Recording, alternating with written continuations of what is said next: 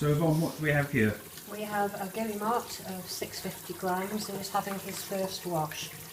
That side was the main side that was covered in oil, crude oil.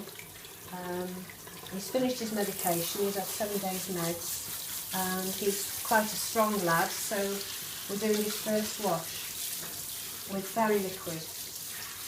And do we have any other oil birds at the shelter at the moment?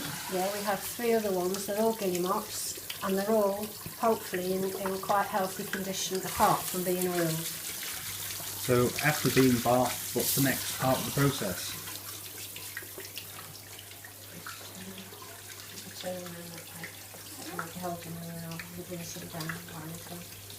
The next part of the process is to we then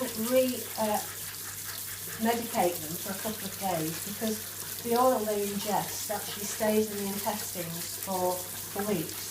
So what they tend to do is this oil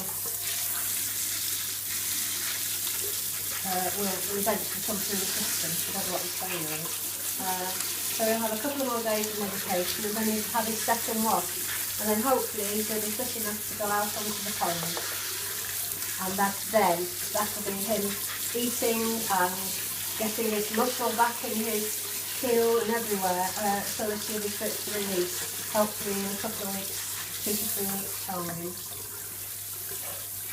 That's great. Right. Let's wish this little fella good luck. Thanks for telling us how to wash out all birds. Yeah, there is a special process that you have to use, which we've all been taught, and we carry out this process on every bird, so that every single feather is washed.